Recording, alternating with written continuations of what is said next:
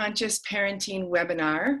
My name is Diana Chapman. I'm the co-founder of the Conscious Leadership Group, here with my best buddy, Jim Dethmer. Hi, Jim. Hey, Dee. Jim's coming to you from Michigan, his soul's home, and I'm just outside of Santa Cruz. And we're going to be muting you all now for the rest of this webinar, and we'll have some of you unmuted when you ask questions, and we'll have questions throughout our time together. If you do plan to want to ask questions, we ask that you be mindful to turn off all of your bells and whistles around you so that when you are on speaker, we don't get distracted by those things. Want to let you know that there will be a page, a web page, where you're going to be able to get a recording of this webinar, and this recording will be publicly accessed. So just want to let you all know that that all the content you'll be sharing here will go out more broadly. And so we'll send you an email with a link to that web page, and likely some other resources will be on that page. That things that we bring up here today, if you're not sure, wait, what was that? We'll make sure to put those on the web page so you'll have access to those resources we mentioned. And let's see here. I think those are the basics for logistics. One more thing. Hi, I'm Erica, and we will also be sending out a survey that we will be very grateful if you'd be willing to give us 5 more minutes in addition to this webinar to let us know how this experience was for you, how we could improve it. And at the end, Lainey will be putting it to the survey in the chat. We'll also be sending it to you with all the other materials. Yeah, I want to introduce Erica, who is our Jim and I's partner here, leading at the Conscious Leadership Group, and also Lainey is here handling all of the back end of this event. So thank you, Lainey. She's also part of our team.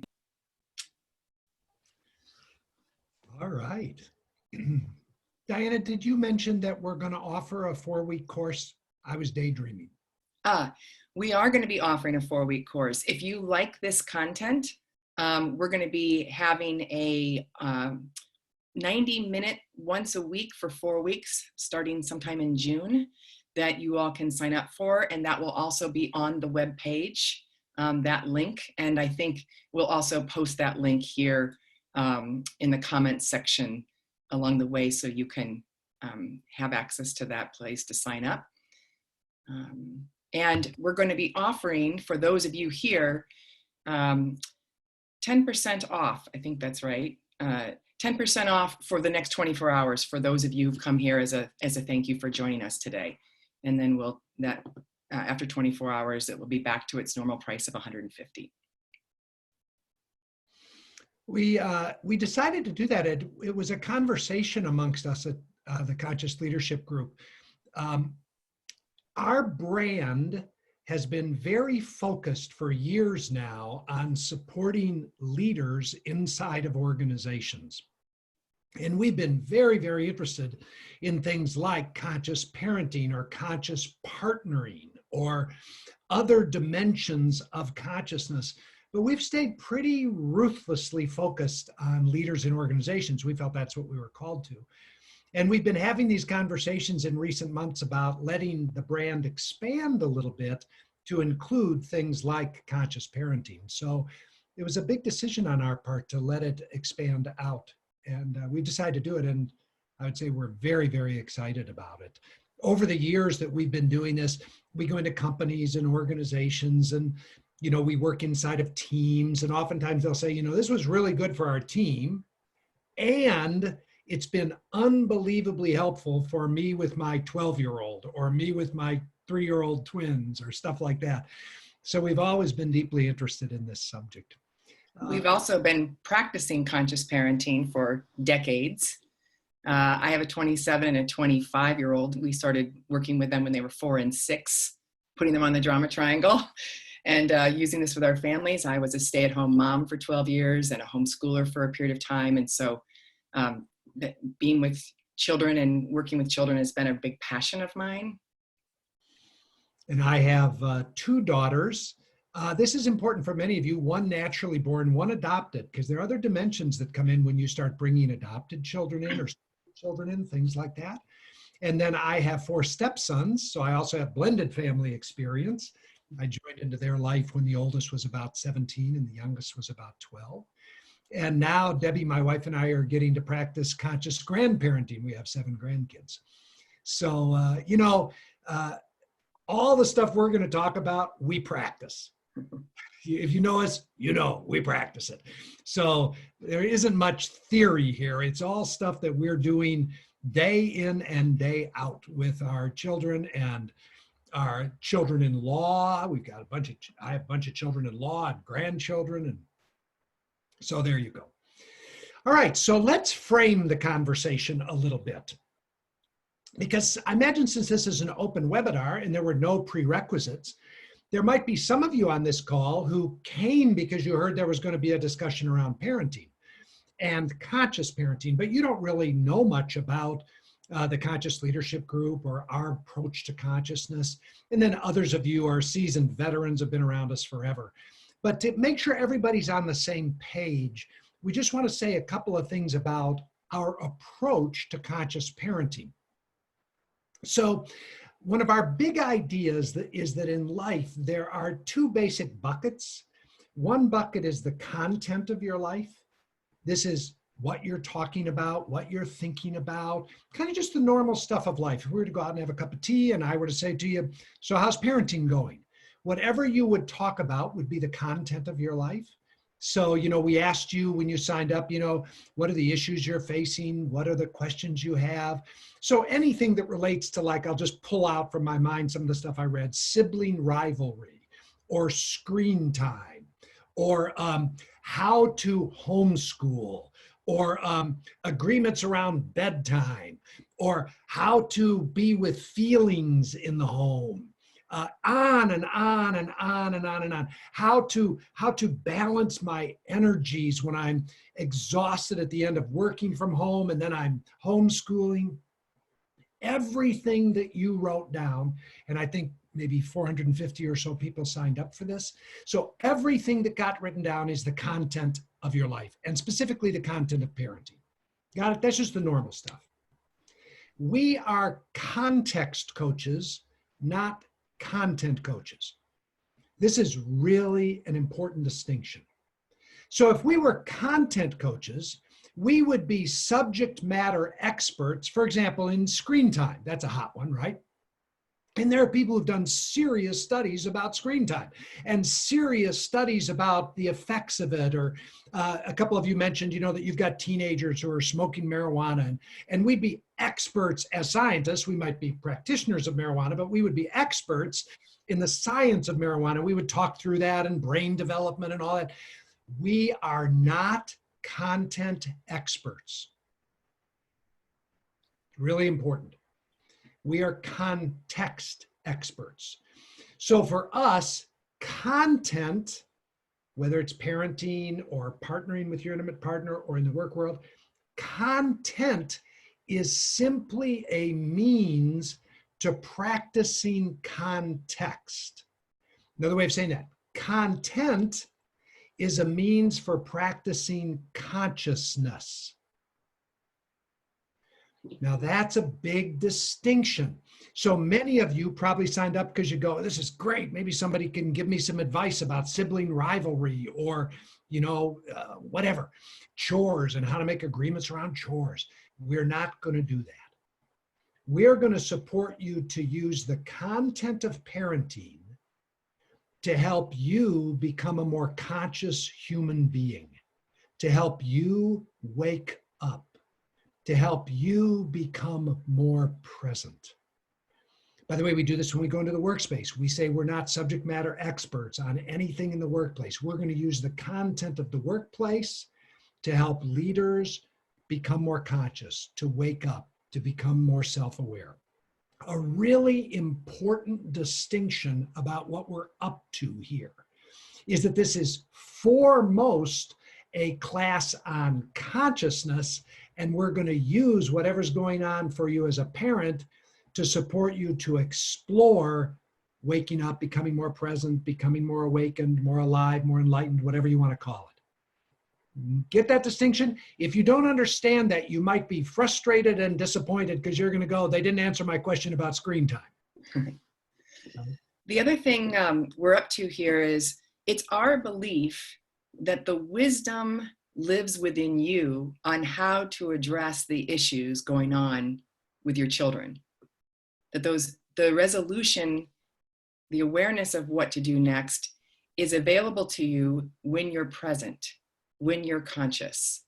And so what we're interested in is seeing, can we support you in shifting from your reactivity to a place of real responsiveness, a place of trust, so that you can drop in and know how to lead your children.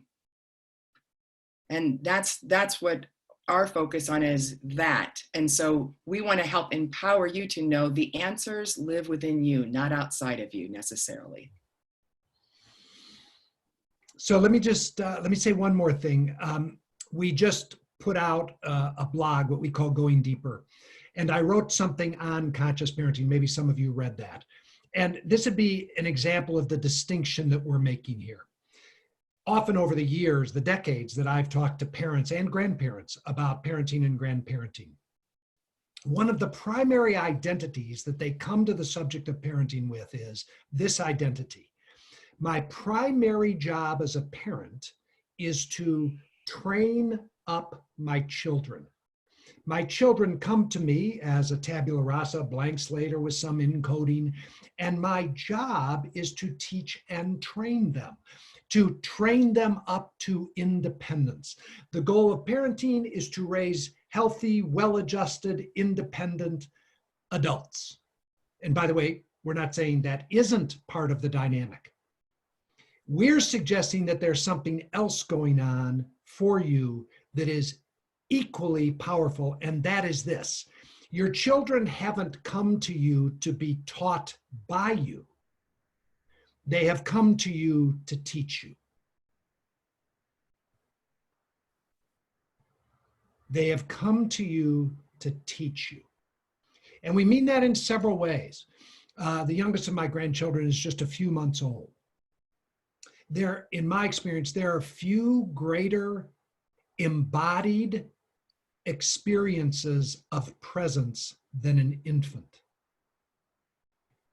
When I sit with this infant, he is teaching me about presence. He is reminding me what it looks to be unattached in a state of non-dual oneness. Then I have these toddlers and these, young children. They remember that life is all about play. They've come here to remind me about play. So they literally are teachers, but then also every experience they're having, getting dumped when they're in junior high by somebody they wanted to have an intimate relationship with, or the experience they're having about failing in a class, or the experience they're having about not making a team they wanted to make, or the experience they're having of being quarantined. You got a social 17-year-old and they are so sick of seeing you and they want to see their friends. Every experience your child is having is there to teach you about your consciousness. So we just want to stress this. This is the conversation we want to have. How are you being with the content of parenting and the content of your child's life such that you are available to being woken up by it, taught by it? This is a big distinction, and in our mind, an incredibly important distinction, because if you prioritize your growth, learning, and waking up, like Diana said, you will find yourself resting more and more in non-triggered awareness, in presence, and the things that you want answers to will be more and more obvious to you. Access your internal wisdom. Okay. I'm thinking this, I'd like to pause here and just say, does anybody have any questions about that? Because it is a big subject. It's not the way most people come to parenting. So if you have a question, you could type it in the chat window there if you have a question, and then Erica will find a question if there's one there and will unmute you and you can ask the question. Again, the specific question here is about the difference between content and context, and how parenting is just like everything else in life. It's an invitation for you to become more present, drop into a greater state of basic trust, live more from love, be a more awake person. And I'd like to define conscious, because I don't think we've done that yet. So we define conscious as to be here now, to have my full attention here now in this moment, and to be here now in a non-triggered, non-reactive state. That's how we define conscious. And that's when Jim talks about your children are here to help you learn to be more in that state.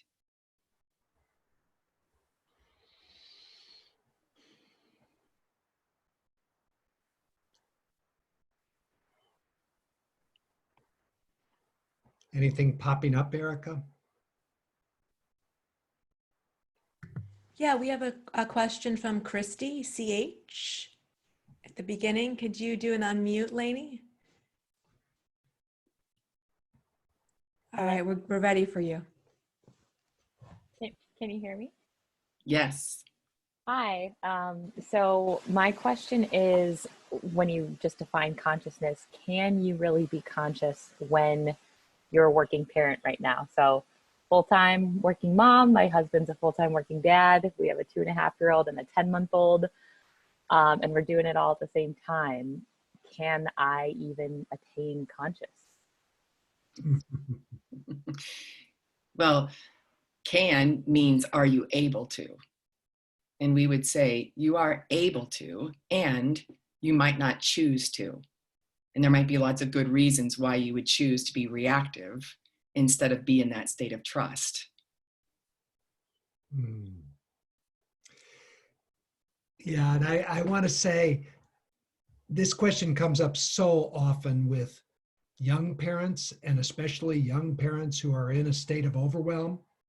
And you know, a lot of the stuff that's on there on consciousness includes stuff like meditation, and which we're huge fans of meditation. But I say to young parents all the time, your practice is your children.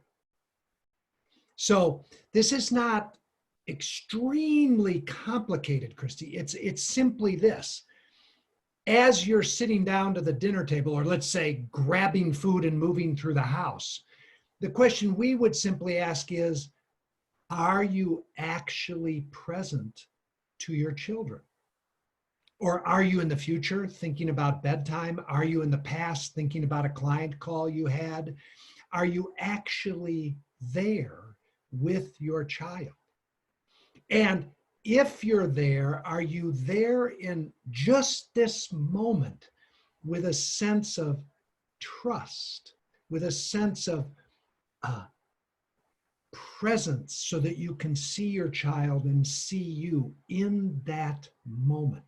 And our experience is that we all come in and out of the now moment all the time. And we all come in and out of reactivity. So anybody in the world can be asking, is it possible to be conscious if, like your question, if we have kids, we're busy, we're full-time, we're homeschooling? Somebody else could say, is it possible to be conscious when I have this disease? Is it possible to be conscious when I am in a financial free fall? Is it possible to be conscious? There are always the circumstances of life that we can say, well, is it possible to be conscious there? And that's the premise of our entire work in the world, is that the circumstances of the content of life are always an invitation to practice in this moment. So our answer to your question is yes. And it's just little tiny practices done over and over again with a full willingness to become self-aware, self-accepting, and present. We Yes. also we also want to remind you all that conscious does not mean, oh, I'm all in peace, it's all great. Conscious can mean I'm scared. I'm really scared. I don't know what's going to happen. Conscious can mean I'm angry. I'm angry. Something here is not serving me or my people. Conscious can mean I'm really grieving. My whole life that I knew is now dying away, and I'm in deep sadness about these changes. So we want to make sure that you're aware that you can have all kinds of different feeling states in this place of presence. Yeah, including conscious can mean my body is exhausted. Yeah. So what does that mean for me with you, my 6-year-old son? Ah, there's a way to be with exhaustion in our language from above the line, from presence, versus being with exhaustion from below the line, from threat. Any of life can be a practice ground for consciousness. It doesn't mean that you're happy. Happy and conscious are not equivalents. Okay. Is there another question or comment, Erica, that we should tend to? Otherwise, we'll start demonstrating some of this with the 15 commitments. I think that some of the other questions will get answered throughout. And just to put it on your radar so you can weave it in, is person asked about trust. And what do you mean? What do we mean by trust? And then another question about what about the balance between child being teacher and also what about that balance? Yeah. Well, you answered it. It's a balance. We're not saying you're not here to teach your child about manners.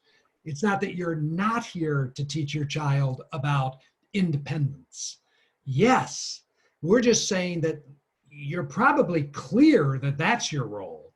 What most people are not clear about is that the role of the purpose of parenting is your waking up. So it's a both and that we're addressing here. And from our perspective, your role as teacher trainer, coach implementer will be marvelously improved if you do it understanding that it's about your consciousness. So it's about a both and, yeah.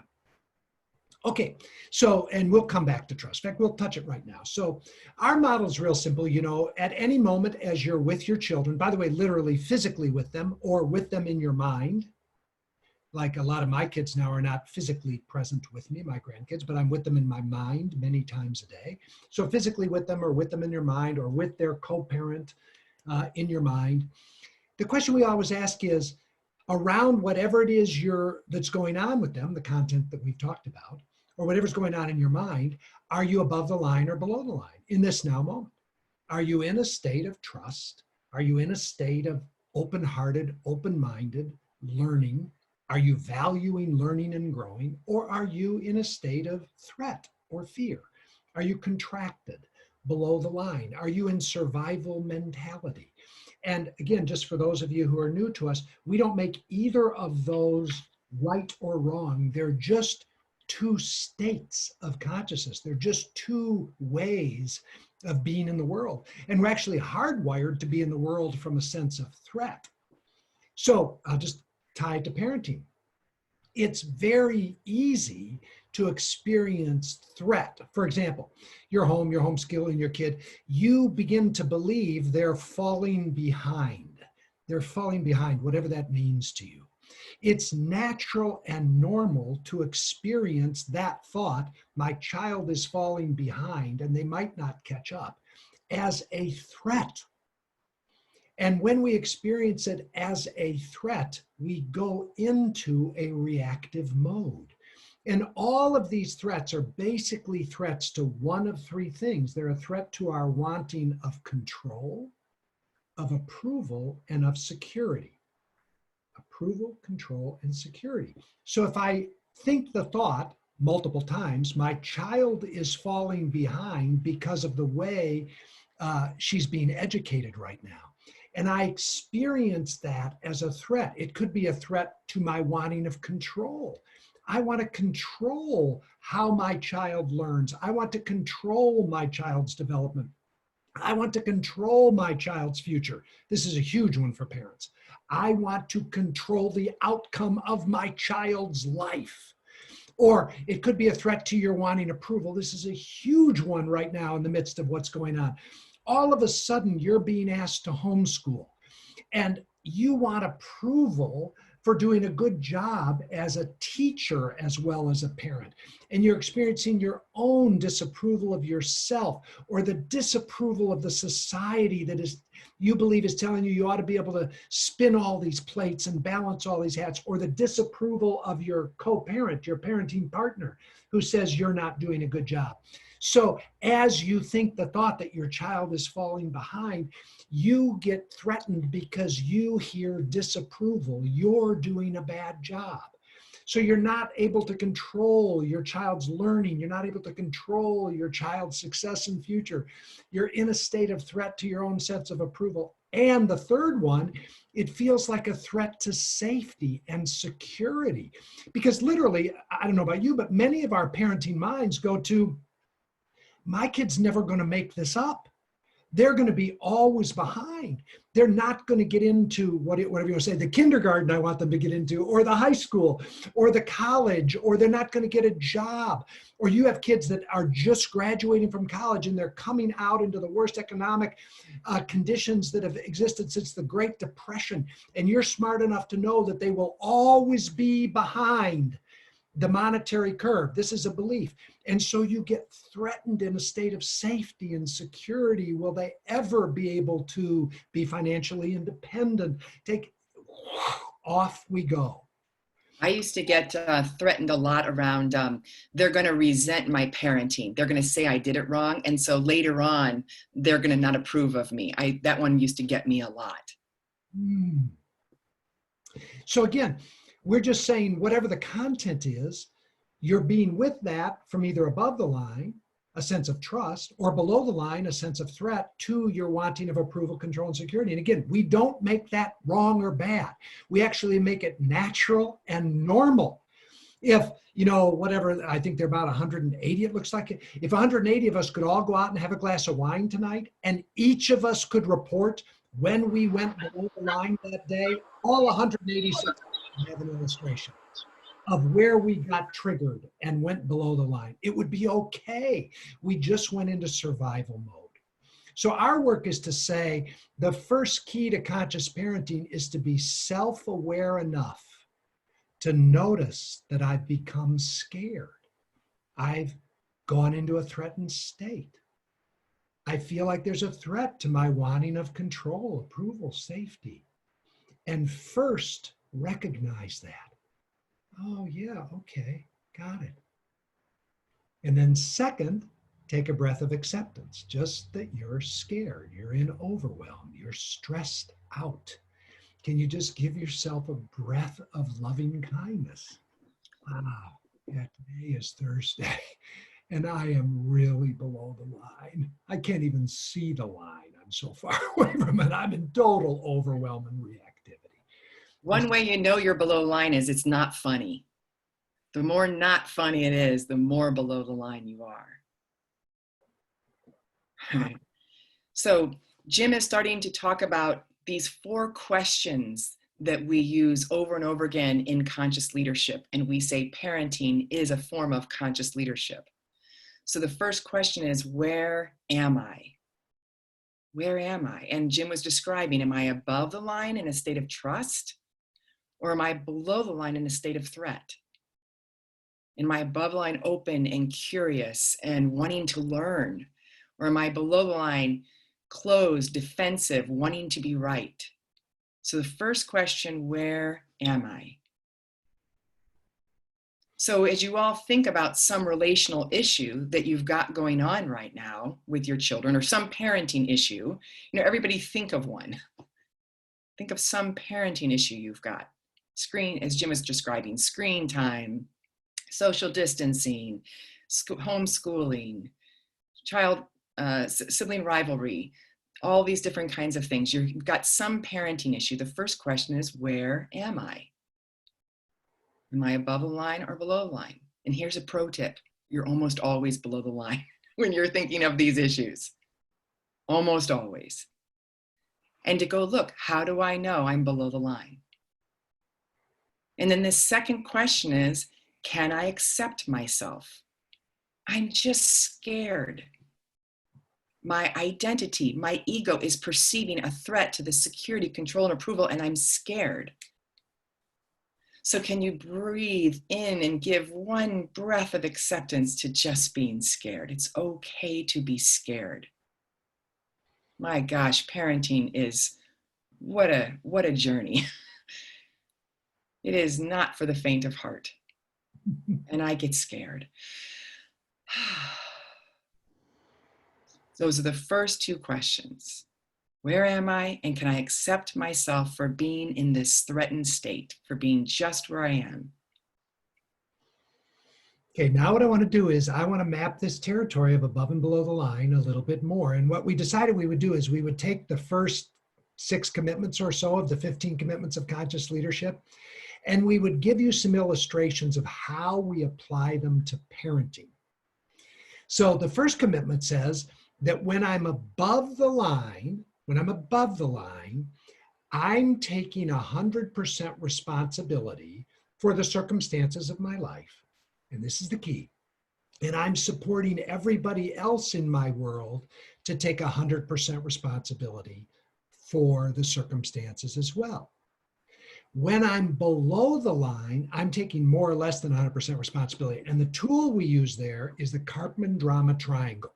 There are 3 bases on the Karpman drama triangle. One is victim. This is life is happening to me. I'm at the effect of life. One base is villain. When I'm on villain, I'm blaming. I'm trying to figure out whose fault it is, who fucked it up. And I could be blaming myself. I could be blaming my child. I could be blaming my co-parent. I could be blaming their teacher. So I blame myself, I blame others, or I blame the collective. By the way, we have never been in a better time to blame the collective. Can we all just say, yes, there are moments when I blame the collective, the virus, the political environment. It's so easy to be on villain and blame. So victim, I'm at the effect of. It's happening to me. Villain, I'm blaming. Hero, I'm rescuing and relieving. Hero is a funny word because for many in our culture, hero is a positive word. And in the Karpman triangle, it's not a positive place to be. It's saying what I want right now is relief. I just want this to go away. So we can hear ourselves.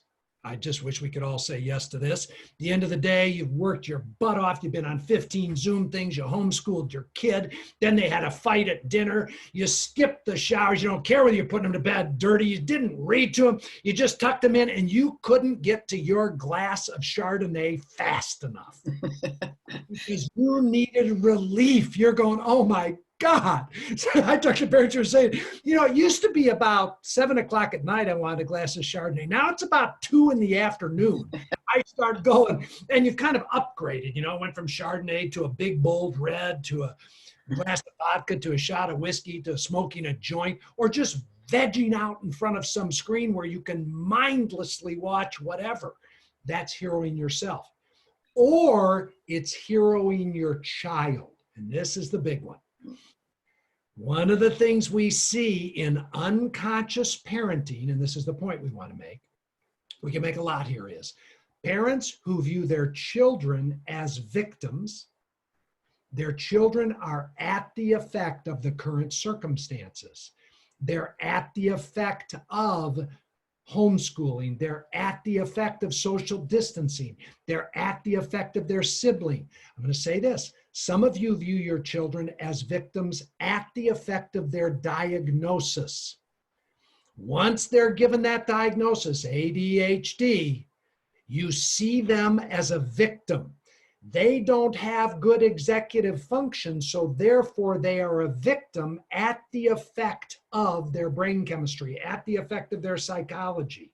And you relate to them as victims and you hero them over and over again. Or you go to villain and you blame somebody else who doesn't understand your child's particular uniqueness. So parenting from below the line is parenting in the drama triangle. Go, Diana, you're going to say something. I want to just say that a big reason why we're heroing is I don't want to be with my discomfort. I don't want to be with those sensations in the body, because I don't want to feel these feelings that I'm going to have if they're having their discomfort. If they're having feelings, if they're upset, something's going to happen over here. And a lot of times what I'm really relieving is me. I'm relieving myself from my own discomfort by keeping Susie and Johnny in their perfect little happy spot, so I don't have to go into my own deep work to become more self-aware. So we could do a whole parenting class on how we're all parenting from the drama triangle versus when we're above the line, we're seeing our children, regardless of their age, as fully empowered creators of their own experience. I'm going to say it again. We see them as fully empowered creators of their own experience. We don't see them as victims at the effect of. Now, that doesn't mean that I see my 3-month-old grandson as a fully empowered creator capable of foraging in the wilderness to find food and feed himself. I don't see him that way. I see him as an age-appropriate developmental creator of his own experience. Now, we could do all kinds of distinctions and understandings here, but we would just back up and say, how do you see your children? And how do you see you in the parenting relationship? A lot of times you see yourselves as victims at the effect of your child. Some of you mentioned that you've got, teenagers who are, using drugs. Great. So do you see yourself as a victim at the effect of your child's choices and behaviors? Do you villain your spouse because you don't think they've set good enough boundaries? Do you blame your child? All of that is the drama triangle, and it's all driven by fear. You're just scared. I'm going to say it again. You're scared to lose control. My God, when you can't control what your kids ingest in terms of drugs, it is fucking terrifying. This is your sweet, beautiful child, and you can't control what they're doing. It's a loss of control, and it's scary. But rather than face, feel, and deal with our consciousness, we get all reactive and fill in the blank in how we relate to our kids. When you realize you can't control how much gaming your kid is doing, how often they're playing games on their computer, because they can sneak it, they can do it at night. You can take the computer and throw it away. You can try to power up, but they're smarter and faster than you. They figure out how to do it. That is terrifying to your wanting of safety and security, because you think your kid's brain is just going to go to mush, and they're going to be addicted. You've read all the literature that they're living on this dopamine addiction.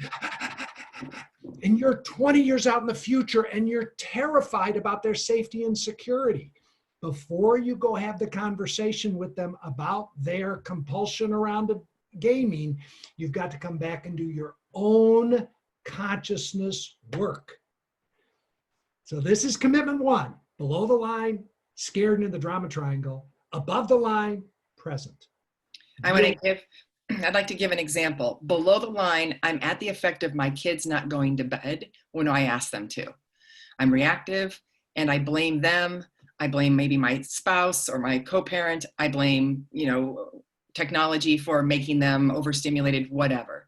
From above the line, I say, how am I creating them not easily going to bed at the times that I'd like them to? How am I doing that? And I start to take a look at it. And I think to myself, gosh, if I could teach a class to other parents on how to make sure their kids don't go to bed at the time that we ask them to, what would I tell them to do? And you start to own how you're a co-creator of the experience. Don't have natural consequences in place. If you do have them, break them. When they do whine and cry, go, oh, okay. Don't let them feel their feelings, and don't be comfortable with your own feelings when they cry or they're angry at you. Try to control your kids liking you. On and on and on, you can go into, oh, that's how I create it. So that I'm committed to the kids not going to bed on time. And I start to own that. So that's what that looks like in real time. Mm. Oh, okay. Let's go to commitment 2. I get so hooked on these. We could just chit chat. There are questions I want to ask you right now, Diane, about that, but I want to keep moving. Okay. So commitment number 2 says, when I'm above the line, I'm curious, like curious. I want to learn. I see life as one big invitation to learn, to grow. I see life as an invitation into the unknown, into uncertainty. Now you get this. This is when I'm in a state of trust. I actually see life as an invitation to the unknown and the uncertain. When I'm below the line, I want certainty. I want knowability. I want predictability because I'm scared and I want to control. And the way I do that is I auger down on being right. So when we work with parents around conscious parenting, we just say, list all the things in your parenting that you want to be right about. Oh, golly, this would be so fun. If you got a piece of paper or open up a screen, open up a document or a text thread, and just write down, what are all the things you want to be right about as a parent? And by the way, it's not just that you want to be right. When you start this, you are right. So write down all the stuff you're right about as a parent. Let's just get you started with a few. I'm right that my kids shouldn't eat a lot of sugar. Aren't you? Write that down. Diana, what's something you think parents want to be right about? Well, I'm definitely right. They should not be on their screens as much as they are. I'm right that they should be happy. I'm right that we should find ways to make sure they're happy and enjoying their lives. I'm right that, I'm right that they should like and value me. I'm definitely right about that. I'm right that they shouldn't treat each other the way they are. That's a good one. I'm right that the 6-year-old shouldn't hit the 4-year-old. Mm-hmm. I'm right that they should be sleep trained. I'm right that they should be I'm right they should be motivated to want to do their homework. Beautiful. Just gang, you should be writing stuff down right now. Oh yeah, you should listen to me. You should listen to me and do what I tell you to do. I'm right about that. That's a good one. I love it. I see people throwing stuff in the chat line. That's great. Yeah, throw out some. Everybody go ahead and just put some of the top things you're wanting to be right about. Yeah. Oh, I love it. Shouldn't ask for sugar constantly. Also things like you were talking about diagnosis, I have a daughter with pretty significant learning differences. And so I used to be right about she's going to need certain things a certain way. And I'm right about that. And so I got all into, I could start to get caught in seeing that diagnosis and being right, blah, blah, blah, blah, blah. I'm right that the teacher should be more honoring of her differences. I'm right that it should be fair for her. So you're getting this, everybody's getting, I love the text thread here. So I get the chat thread. So everybody's getting this. It doesn't take long to figure it out. I'll go back to where we started. When I believe that my job is primarily to teach and train my children, and it's not that that isn't your job, we get that.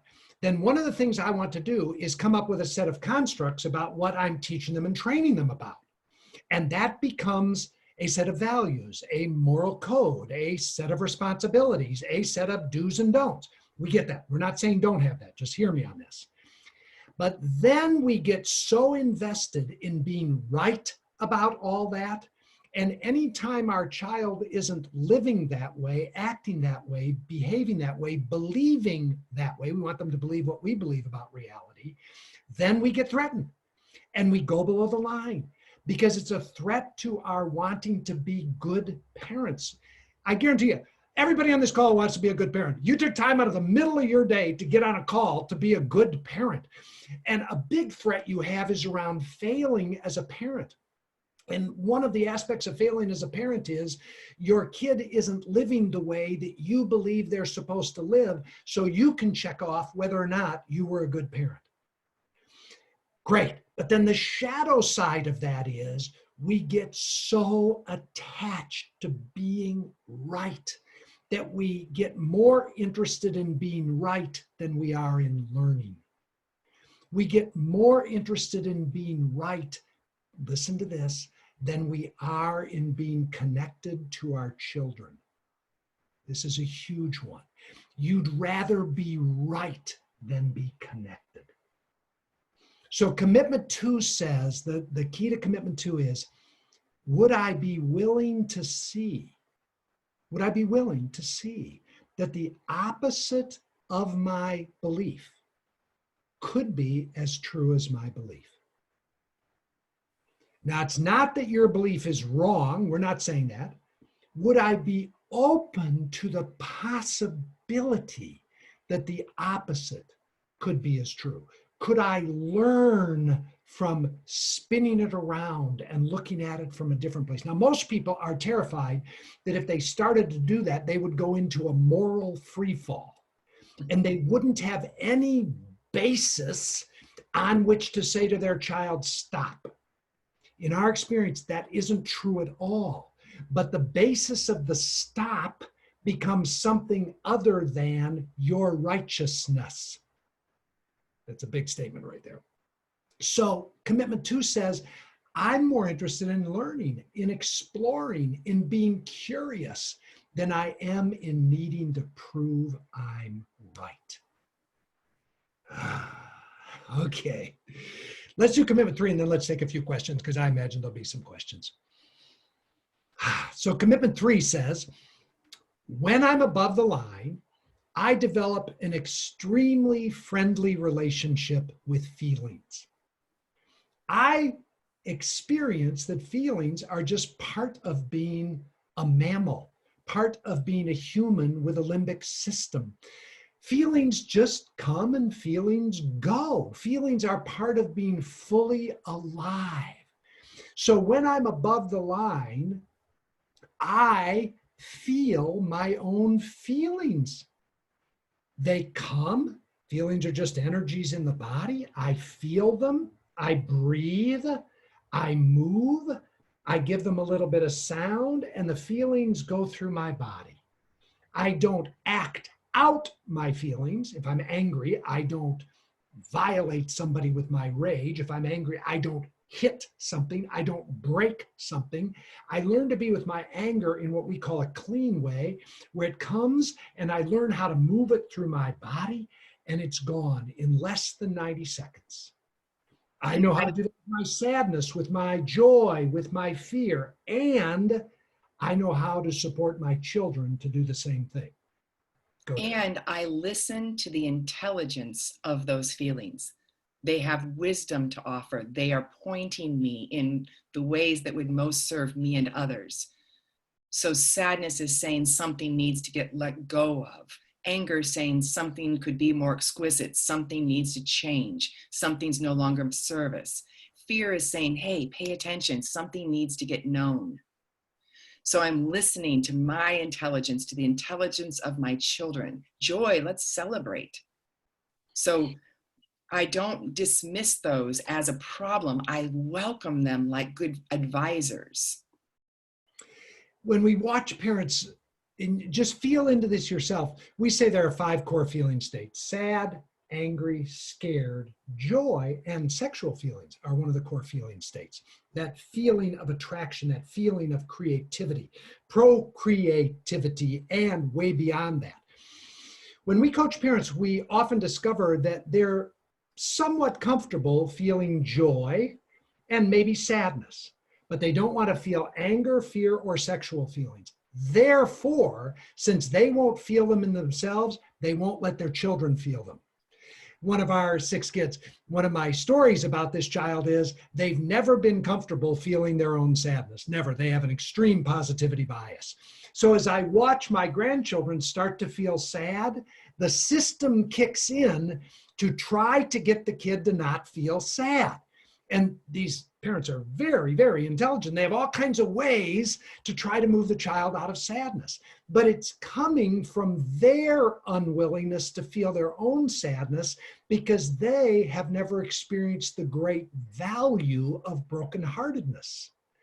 So when we watch conscious parents, they develop a fluid, dynamic dance with feelings. So when anger comes up, you can say to your child, "Oh, sweetheart, I can see you're angry. I welcome your anger. Your anger has a place here."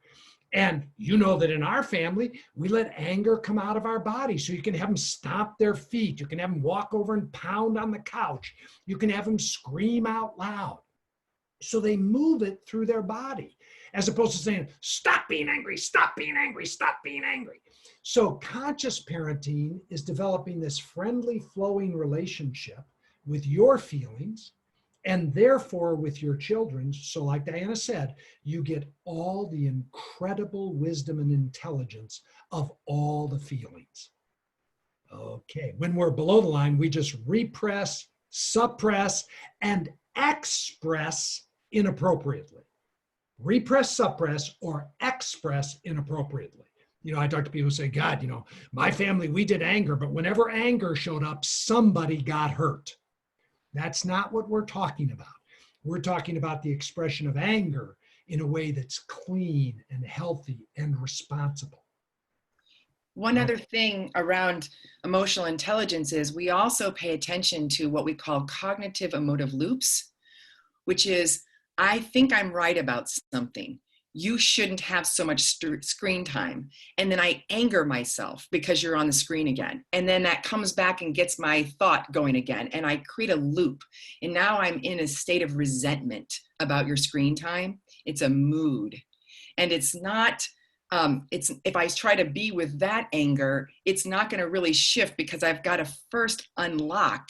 This is from Commitment 2. I got to unlock being right first before I can let go of being able to release that emotion all the way through. And sometimes once I unlock the thought, maybe anger is not even here anymore. Maybe it's fear, or maybe there's something else going on here. But I've got to pay attention to how I might be actually generating. In our work, we say, I sadden myself, I scare myself, I anger myself with these thoughts. I just want to say, if you combine all this together, let's stay with screen time for a second. And we don't do this very often, but just because this is an intro, people always say, "Well, what does it sound like?" Well, here's an example. From above the line, you walk into your kid's bedroom and they're staring at their iPad again or on their computer. From below the line, you can say, "I told you no more screen time, only 15 minutes of screen time a day, unless you do any of the following, and then you can earn more screen time. Because screen time is fundamentally destructive. It gets you hooked on this chemical addiction. It's melting your brain. And I'm right about that. So put the screen away." We've all done that a million times, right? Or some version of that. Some of you are more passive aggressive than aggressive aggressive. From presence, it might go something like this. You walk in and you see your kid on a screen and you say, "Wow, I just want you to know I'm scaring myself. I'm scared. I look over there and I see you on your screen, and you know, my friends are all sending me these articles about what screen time does, and I don't know whether it does or doesn't because I can find countervailing arguments. I'm just scared. It'd be great if maybe I were wiser and more enlightened. I'm not. I'm just scared. So I'm just going to ask you to put the screen away because I'm scared. I don't know whether I'm right, but I am scared. And in my role as parents, one of my responsibilities is to make choices on this. Someday you'll get to make these choices. Right now, you don't get to make that choice. I get to make it, but I don't have to do it from being right or righteous. I just do it from the presence that I have right now. And it's a completely different conversation from presence versus from below the line and fear and reactivity. And your kid can feel the difference, even if they're triggered and reactive. Okay. I was thinking, let's coach somebody here and actually see how we play this out. So Erica, is there someone? Yeah, I just reached out to Anjani over on chat to ask if you'd be willing to be coached around your issue. And I see you were probably cross-typing your question. So curious if you're willing to be coached in front of the group around your children and feeling their feelings. Sure. Thank you. Okay. Jim, do you want me to just put my issue out there? Yeah, sure. And you know what I'm going to do, Anjani? Anjani and I are friends. We're in forum together. I know her very well. So Diana, you coach her. Okay. Oh, I'd love to. I don't think you've ever hung out with her, right? So this is a No. clean slate. Great. okay. Okay. So the thing that I posted was how do I feel all my feelings in front of my children who are 6 and 8 without scaring the shit out of them? So example, my husband and I were in a heated discussion the other day, and it was a conversation. It was going back and forth, and I felt my anger, and I was like, ah! And I just screamed, and he knew what I was doing. I wasn't screaming at him. I was just moving anger through my body. And my daughter thought we were going to get a divorce. Uh-huh. And I had to have this long conversation afterwards with her about how, mommy believes that feeling our feelings is a good thing. And, we talk about that a lot, and that's all I was doing. She was fine afterwards, but I still have this like guilt that I traumatized her with this sound. And so very curious. And I think someone else wrote something similar of like, how do we help our children feel their feelings in public places? And, Okay. Yeah. So the content is, I want to know how best to feel my feelings in front of my children, Mhm. right? And you're asking the question, how do I do that? Okay. So the first question we ask is, from where are you asking the question? From where are you being with this issue? Above the line or below the line? Below the line, Below the because line. I want my children to not be scared. Yeah, I notice I'm below the line, and one way I know is I want to control their feeling states. Mhm. Great. Any other way you know you're below the line? So I feel contracted in my body. Yeah, good. So there's some somatic experience you're having in the body that lets you know. Oftentimes I might be holding my breath a little bit, or there's some muscles tightening. A certain posture can get locked in. Great. So you're below the line. So second question we want to ask you is, would you be willing to accept yourself for being scared? I'm scared. Yeah. I'm scared. Yeah. And I'm scared that I don't know what I'm doing. I'm scared I don't know what I'm doing. And I'm afraid, does that feel most like a threat to your security, your control, or your approval? Control. Control. Mhm. Okay, good. And when we ask for you to accept yourself, we're not just asking intellectually, can I accept myself? Yeah, I know I'm scared. I get that. It's, can I have my mind and my heart and my body accept, open to being scared?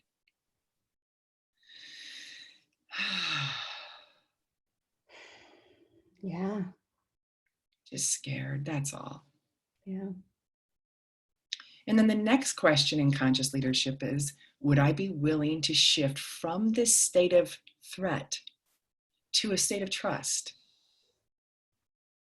Would I be willing to get open and curious and learn versus wanting to be right? They shouldn't be as scared as they are when I feel my feelings. Yeah. Right? So you say, yes, I think I'm willing. Yeah. And then we want to ask a few willingness questions. So let's just check it out and see. You have 2 girls, is that right? Mm-hmm. Uh-huh. Would you be willing to let the girls feel whatever they feel when they feel it as much as they do? would you be willing? 100%. Intellectually, I hear you, but you were shaking 100%. That's what Indian people do when they mean yes. Okay. So I want to have you just still, that was a quick answer. So just really imagine that this question's dropping down in the top of your head and every cell in your body gets a vote. All the way down to your toes. Would you be willing, Anjani, to allow your girls to feel whatever emotions arise as much as they do? When they do, would you be willing to allow that?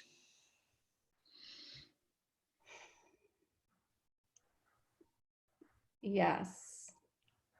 And then quickly what comes afterwards is a and a but. And so momentarily, yes. And then it goes back. And then it goes back Mhm. to, and the but says what? As long as they're doing it the right way. Great. Not storming outside the house and running away or breaking something or. Yeah, as long as I can control these kinds. So then what we would have you do is recognize there's this momentary yes, but really it's still a no because I'm wanting to control. I can feel myself trying to control an outcome. So just try on what it would be like just to go with, no, I'm not willing right now to allow my girls to feel whatever they're feeling. I'm not willing to let them feel whatever they're feeling. It sounds ludicrous. Sounds very hypocritical. Yeah, but that's what we do. We're just scared. And our experience is being aware means being aligned with what's actually true right now. So I'm appreciating you can just feel that. I feel the yes for a moment, but then it goes to a no. Yeah. It's a lot of awareness. So no, right now, no. And we say no is just as good of an answer as yes. Another one would be, would you be willing to let go of trying to control the outcome of your children? No. No, no, no. Another one would be, would you be willing to feel all of your feelings, all of your scare when they're scared?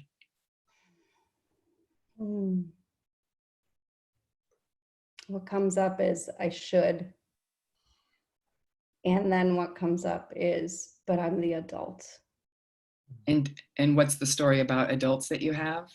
I should be able to take care of them if they're scared. And taking care of them. Them. So it means if I'm going to take care of you and you're scared, I'm not allowed to be scared. Is that it? Yeah.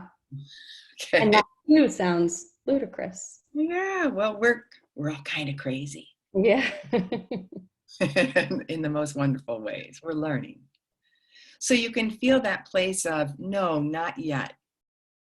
I still want to be right. I shouldn't be scared as an adult, as a parent. I'm right. They shouldn't have their feelings all the way. I'm right that I should control things. So I'm still here in reactivity. And we say, hooray, you're just right where you are. It's not good. It's not bad. Doesn't mean anything about you unless you want to make that mean something about you. You can make it mean ludicrous if you want to, but that's just a story. And instead, you're just going to get with right now, for just right now, we don't know what's going to happen next, but for right now, I'm committed to controlling my daughter's feelings and therefore controlling my behavior so that they don't have feelings. That's what I'm committed to just for now. And it's an invitation for me to come back and look at what's over here that's wanting to wake up. You know, my sense is there's something around you just being with how scared you are. And would you be willing to feel that in the body and let all of your fear be here as much as it is? Yeah, to give myself permission to feel the full range. I think I give myself lots of permission to feel my feelings. Yeah. Give myself permission to feel the full range of my feelings. Yeah, there are some times when I have that fear come in, I feel like I'm almost on the edge of throwing up. I'm so scared. Mm-hmm. And can I have the capacity to hold that, Yeah. to be with that, to allow life to come through me and be as scared as it is? Mm. Yeah. By the way, I want to say something. First of all, Anjani, I appreciate you. Mhm. Just pause there. I just appreciate you No, thank you. and your willingness to show up over and over and over again and keep exploring your edge. Keep exploring your edge. Yeah. For you, you know this, but for everybody else, I would say if you want to experiment with commitment number 3, we recommend that you give your children kind of a friendly on-ramp to feeling feelings. It's not like you go to a parenting thing, in the middle of the day on a Thursday, and then that night you say, okay, kids, about time for you to see what real anger looks like, and then you fill the house with your rage, that might not be that friendly to either you or to them. Better off to say, hey, I've been thinking about how I don't feel all my feelings, and I want to start to feel my feelings, and I want to support you to feel your feelings. And then we're huge fans of play, as you know, Anjani, and Diana's a master of play. One of the things I recommend to parents is, because your kids get this, by the way, they get this, especially kids your age, they understand this. Some of our kids, we've socialized out of feeling our feelings, but a lot of the younger ones, they really get it. And you can say, we're going to put on some music, and we're going to just have a dance party, and we're going to dance our feelings. So put on, some like heavy music, and everybody gets to dance their anger. What does it look like to dance your anger? And then put on some sad music, and everybody gets to dance their sadness, and some scared music, and some happy music. And what you're doing is you're teaching them the relationship between their bodies, where feelings get expressed, and the feeling. That it's not an intellectual thing, it's a somatic thing. So having some emotional dance parties is a really fun place to start. And then if you want to give them an on-ramp, give them little tastes of it. Where you're in that role of doing your own practice and in the role of supporting them to practice with you. So there are lots of very basic tools that we would offer for how to really get emotional intelligence flowing in your family once you're fully willing.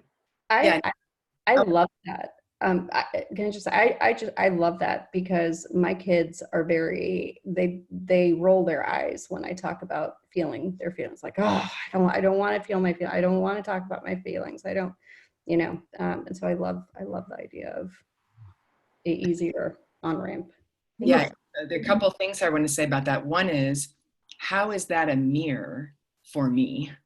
Right? My children are often a mirror of my consciousness. So thank you for showing me how I still don't want to feel all my feelings. I get it. And then there's a couple other things. So one of the things I want to have you all get is, if we answer Anjani's question, because we do have content like Jim's saying, you could do these dance parties, we got all kinds of ideas. If we just give her content to her question without addressing the context from where is she asking the question, she'll take our ideas home and she might play around with them, but she's going to come back over and over again to the same pattern because the context hasn't shifted. And so we really want to have you understand that. Otherwise, we would go be doing heroing. Oh, Anjani, here's what you should do. You should do da, da, da, da, da. And we ignore her deeper underlying commitment to not feel all of her feelings and let them feel all of theirs. So I want to that's why we're always going to test from where are you asking the question? Because if you're in a victimhood consciousness, we'll just hero. And many of you are doing that with your children. They come to you with problems and you're getting caught in the content of their issues and you're not addressing their context, which is a really important part of parenting or managing a team or for whomever you're giving guidance to is, where are you? Let's talk about that first. Now, Anjani, one way you could play with this is you could say to your girls, hey girls, I just want to let you know, I'm committed to trying to control your feelings. And I just want to own that. And they might go, duh. But you could say, let's make it bigger.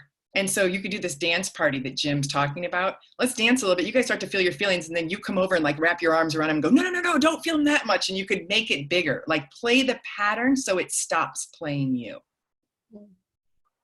Is one way to have some fun with this, because right now it feels so serious. I'm letting that sink, and I'm trying to imagine that. Jim knows me very well. He knows how serious I am. So I can feel that about you. So I'm thinking there's some way to loosen it, you know. So, or name that persona, that part of you, and make her bigger in playful ways. Yeah. Thanks, Anjani. Yes, thank you so guys. much. Erica, is there a question out there we should be addressing? Yes. So James Cervelli is asking a question that lots of people are asking and are excited, are plus oneing and asking their own questions about discipline and boundaries and feelings and how does it all work together. And I'll let him do it in his own words, and it's on behalf of many. Hello. Hi, James. Hi. Yeah, my question was, I have a 10-year-old, and sometimes when she's feeling her feelings, she's really acting out. And sometimes it can be like a hitting or a violent or these outbursts. And so how do we find the balance between, supporting our children, expressing their feelings, and, keeping everybody safe? Yeah. We have, like all of our trainings, when people come to our trainings, we say, here's the deal. You get to feel your feelings and do whatever, but the rules are, it's got to be friendly to your physical self, everybody else's physical selves, and to this physical space. So could everybody commit to that? Could we all agree on that's how we're going to be in relationship? And if you break the agreement, I remember somebody like broke a bunch of glass. We had people doing all kinds, and then we'd have to say, hey, hold on a minute, you're now no longer in the agreement. Now we're going to take responsibility for either moving you out of the space, holding you so that you can't harm yourself or others, et cetera, et cetera. So what we're talking about there is commitment number 6, James, and making an agreement with your children. And with a 10-year-old, you could do this. Not when they're feeling a feeling. At another time, when there's some peace and equanimity and calmness, you could say something like, hey, sweetheart, I love that you feel your feelings. I love that you have not started repressing and suppressing your feelings and you let them flow. Especially, I'm thinking of Clarissa Pinkola Estes' book, Women Who Run with the Wolves. And you said she's 10 years old. And Clarissa Pinkola Estes says, it's at 10 years old that women, I think for boys it's different, that girls face a crossroads of whether they're going to repress their wildness, their instinctual being, and get socialized, or whether they're going to stay in their flow. So I love this to a 10-year-old to say, I love your flow, honey. And this is a place where you can have flow. Now, again, not while she's flowing, but when you're having a conversation. But for your well-being and for my well-being, for our well-being and for the house, I'd like you to consider, and I would ask her to consider, making an agreement that when you feel your feelings, you won't hurt yourself, hurt other sentient beings, including the cat, or break property we don't want you to break. By the way, you could have a big stack of old dishes that you say, you want to break something, here's the old dishes and here's a hammer, or here, and then say, I'd really like you to consider this. Would you be willing to make that agreement with us? And by the way, we'll make the same agreement with you. So you say, as your father or parent or co-parent, I'm going to feel my anger too. But the agreement I make with you is when I feel my anger, I will not speak to you in an unfriendly and hurtful way. I will not use words to criticize, judge, blame you. I might make sounds that reflect my energy, kind of like Anjani said about her anger, but I'll make the same agreement with you. And then she comes back and you'll have a conversation around that. And then she comes back and says, yeah, Dad, I'd be willing to do that. Great. So if you start moving some anger and you're wanting to hit somebody or break something, then it's my responsibility at that point to call the game and to say, nope, we can't play this game right now. So here are going to be the consequences. Here's going to be the choices we're going to make. You ask something about discipline, and then you could talk that through. If we're playing the game and we're not playing it according to the agreements we've made, then, here's what happens. And you'd have that conversation with her. By the way, you'd submit to the same agreements. I'd be having a conversation like that. Does that make sense, James? And as Jim said, I highly recommend having a way we are going to do it. So if we can break dishes, or in my house, we had some big pillows with the plastic wiffle ball bat, and they would go to the bat station. We'd all go to the bat station to move some energy, 15, 20 seconds, or take a towel and twist a towel and bite into it and scream as loud as you want. How mad are you? And welcome. You can be as mad as you want and bite into that towel. So find ways and talk about that before the emotion comes out, so that we have plans for how we'll move that energy. I think this is a great moment to tie back to the dual role of parent, teacher, teacher, parent, and our model of feelings. And people have often say, why is love not one of the feelings? And our answer is love is in all the feelings. Love is behind everything.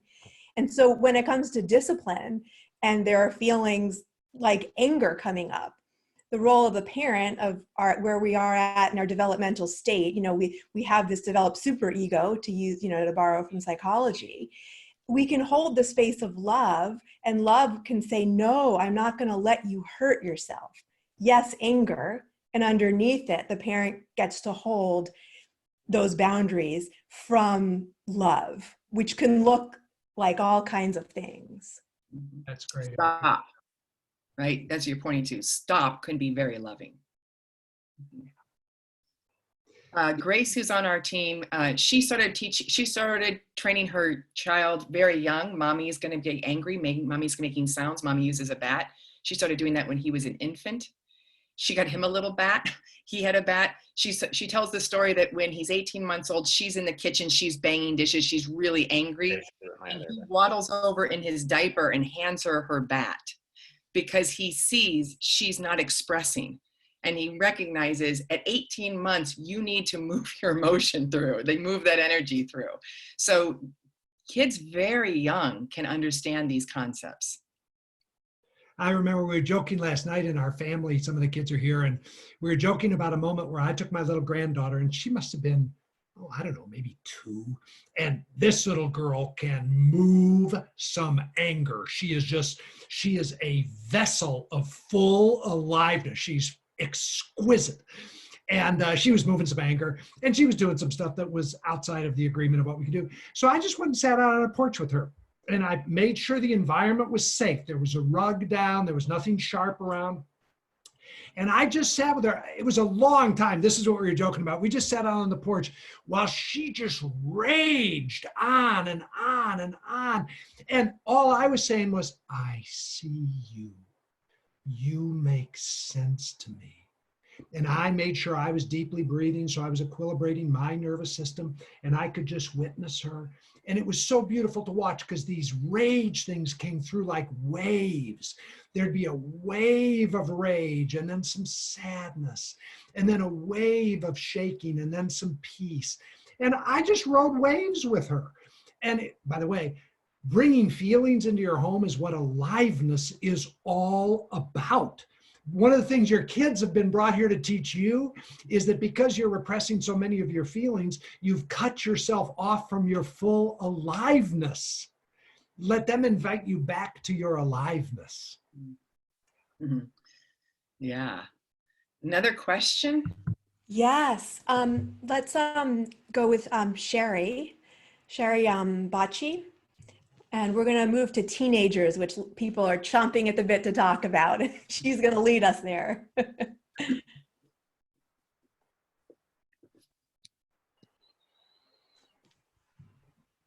I believe you should be. Oh, you're not. I've got you. You are unmuted now. Hi, everybody. Hello. Taking my question. So I find all this amazing, and I'm brand new to conscious leadership, and I have a 17-year-old boy, and I'm wondering, is it too late to start? Like, how do I get going with this with him? Never too late to start. Good. Never too late. And is there anything in particular, any issue in particular you want to deal with him, or you're just saying in general, I'd like to start practicing with him? Well, there are some issues. The most prominent right now being substance use. I know that one. we know that one. Yeah. Yeah. And so, so there's substances being used. You get scared. Yes. Uh-huh. And likely you've been dealing with this often, like I did, from below the line, wanting to control, manage their behavior. Uh-huh. So one of the first things I would recommend is you role model by you practicing first, coming in and recognizing, locate yourself. Where am I? And I'm scared, as Jim was saying, to go and say, hey, honey, I'm scared. And really drop into where's the threat coming from and reveal that. And I can feel my part of me that wants to control you. And I feel this, like, to have a very candid conversation. And you know, have you ever asked, it took me like 3 years before I asked my son, hey, can you tell me more about, what do you like about smoking marijuana? Like, can you tell me why you are so enthralled with this? I want to learn about you. I want to understand more about what turns you on about this. And I mean, gosh, it was shocking to me that it took me 3 years to ask that question after trying to manage and control and throw every article his way. And we just had article debates for 3 years. You know, Sherry, yeah, I love this. Is it too late to begin? Well, again, let's go back to the very beginning of this conversation. To begin what? Is it too late to begin you choosing to have your son and your relationship be your teacher? Is it too late for you to use his relationship to substances to wake you up? It's never too late. So one of the questions I'd want to explore with you, not necessarily in front of hundreds of your best friends unless you want to, is your relationship to substances.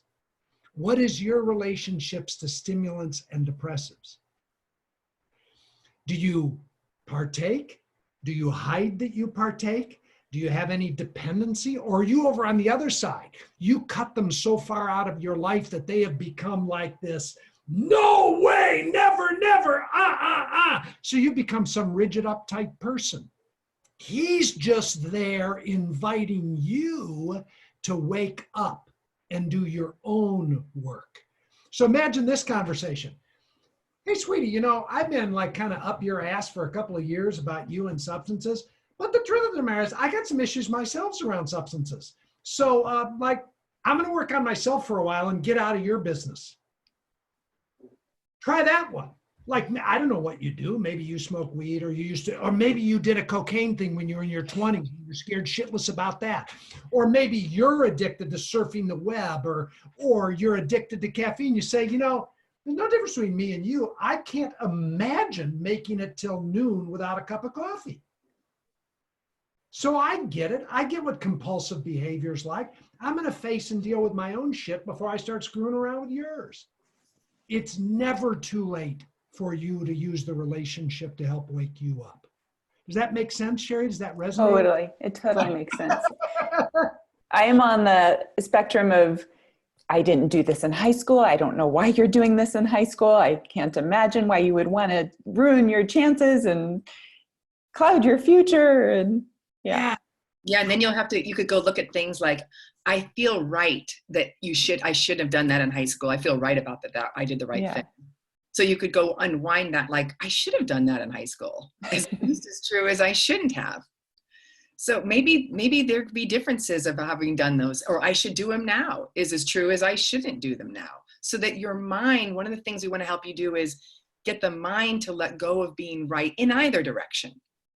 So I don't know, maybe you should, maybe you shouldn't. I don't know. And now if in that I don't know, what do we get to learn about substance, our relationships to substances, and what do we get to learn about ourselves in all of this? Because it's not even really about the substances. Something else. There's something way more interesting underneath all that. Our children are inviting us to investigate our beliefs again and again. And that's what Diana is prodding you to. Not about doing drugs or not doing drugs. It's like the beliefs that they're going and driving us.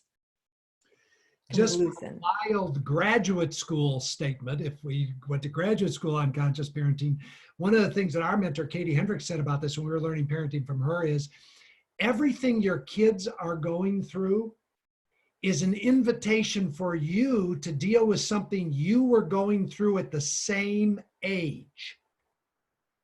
And your kids are bringing it back up to you.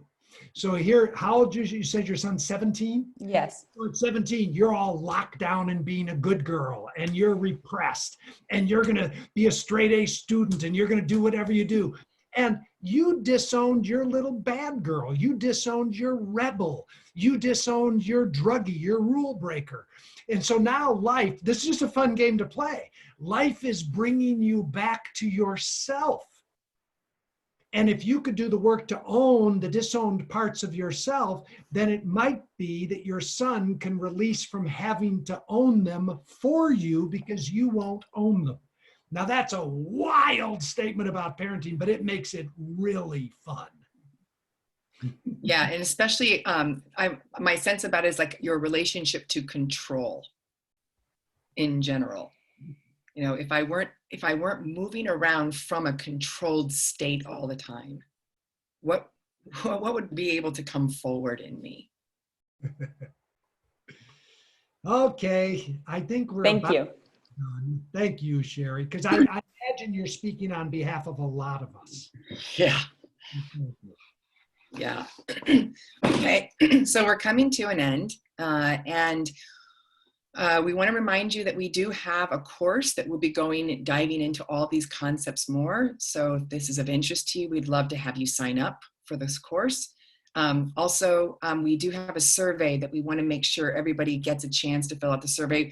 This is all new for us to be doing these kinds of things, and it's really helpful if you can give us guidance around what works, what doesn't work, what else do you need. As we're starting to create more content and more offerings out in the world, your guidance will help us know how to best serve you. So thank you so much for that.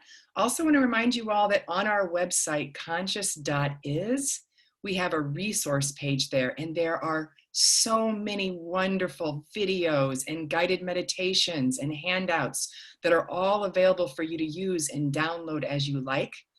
And so we want to make sure that you know that those are all there. And we do have a newsletter that we put out. And I believe you are on this newsletter now, having signed up for the this course. Is that right, Erica?